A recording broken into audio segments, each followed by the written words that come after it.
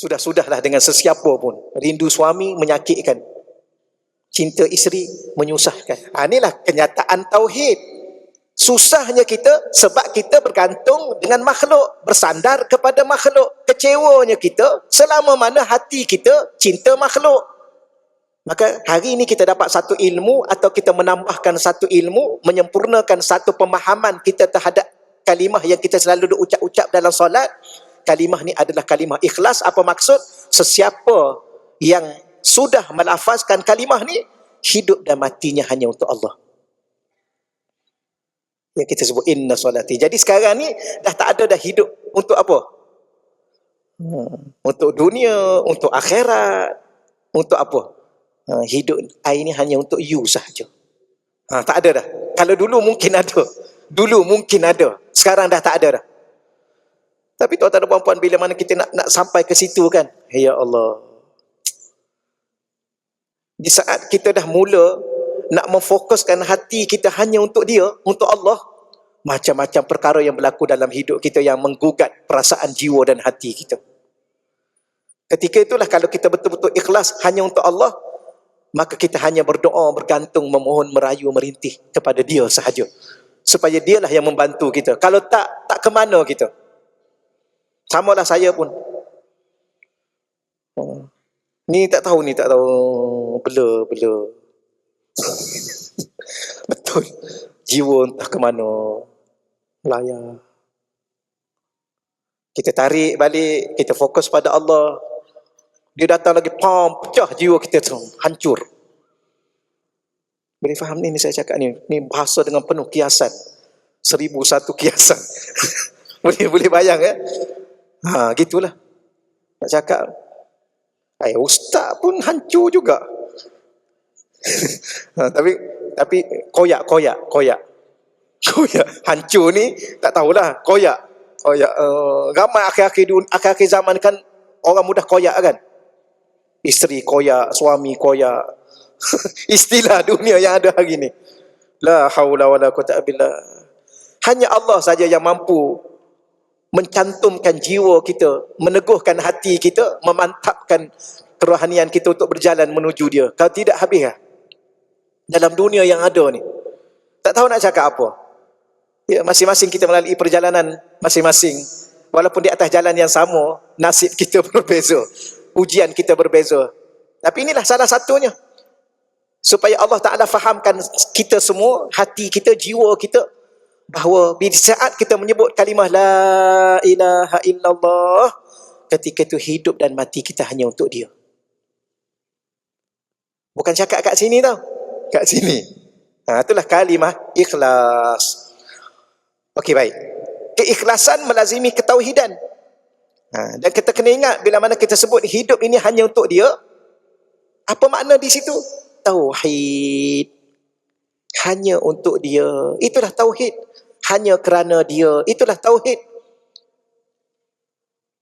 Maka barulah kita faham surah Al-Ikhlas ni. Atau barulah bertambah-tambah faham kita tentang surah Ikhlas. Katanya surah Ikhlas, perkataan ikhlas tak ada. Yang adanya kalimah tauhid. Qul huwallahu ahad. Katakanlah, dialah Allah, Tuhan yang ahad, Tuhan yang esa. Tapi surah tu surah Ikhlas. Ayat pertama tentang keesaan. Kerana keikhlasan itu mesti melazimi keikhlasan. Mesti melazimi ketauhidan. Apa makna ikhlas? Dalam hati dan jiwa kita tidak ada sesuatu, hanyalah dia. Kalau itulah ungkapan kita, keyakinan kita, kedudukan jiwa dan hati kita, itulah tauhid. Jadi kita dah belajar kitab tauhid.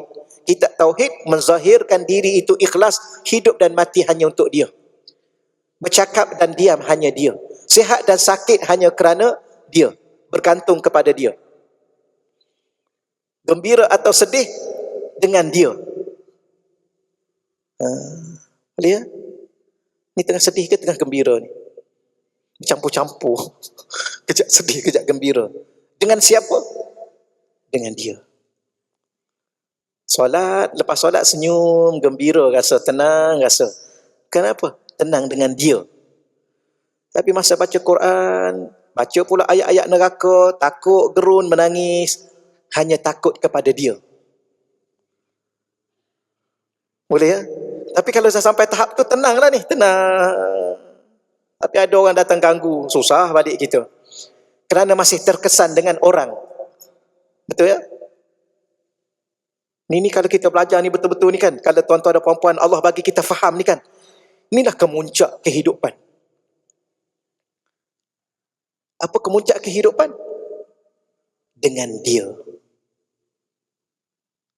Gembira, sedih, sakit, sehat, susah, senang, hanya dengan dia. Apa saja mengadu kat dia. Nak merintih, nak merayu, nak apa?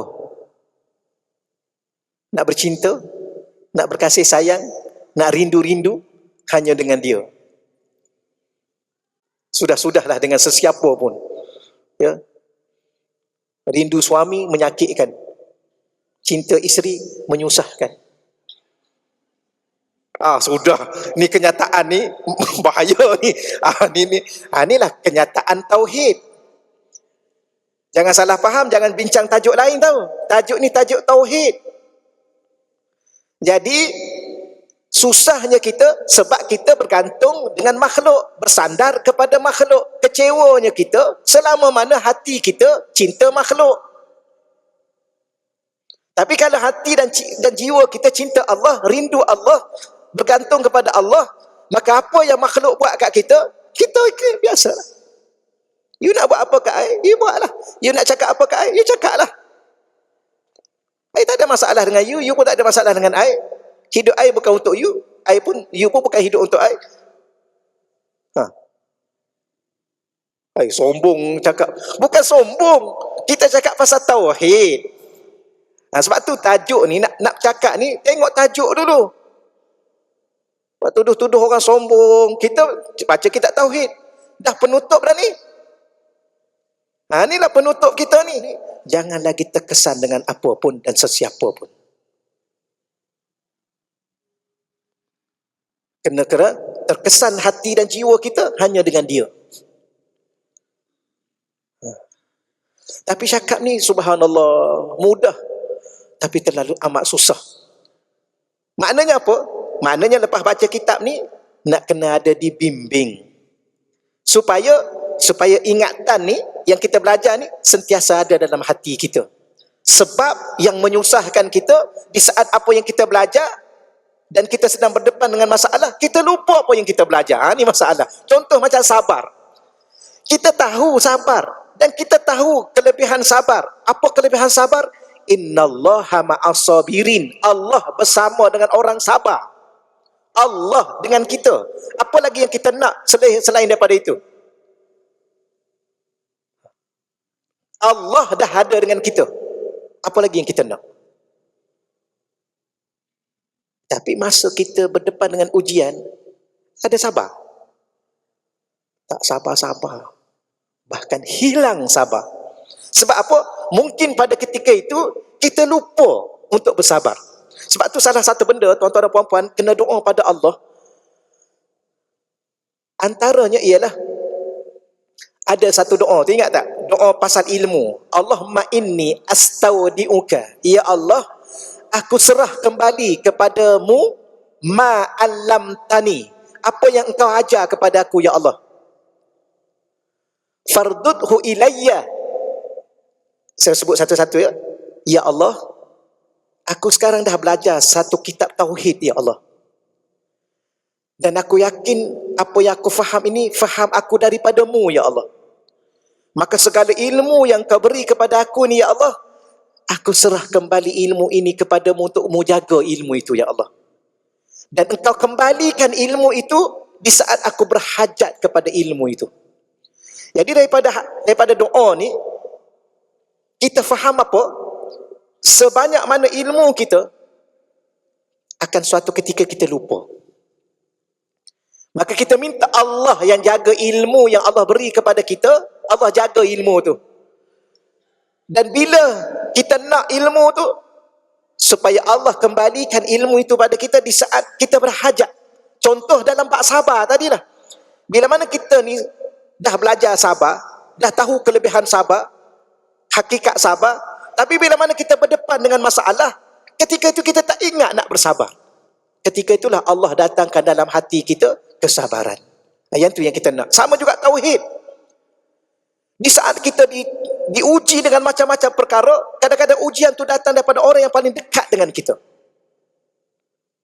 Ketika itu kita lupa untuk bahawa hidup kita sebenarnya bukan untuk dia, bukan kerana dia, tapi hidup kita untuk Allah dan kerana Allah. Maka mungkin Allah datangkan dia kepada kita itu, itulah ujian Allah untuk kita.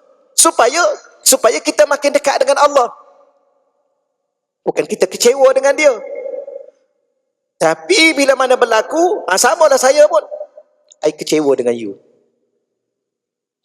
Kenapa you sanggup buat I macam ni? I dah bagi seluruh hidup I untuk you kecewakan I. Ni abang apa pula ni? Dulu abang Tesla, sekarang abang apa pula ni?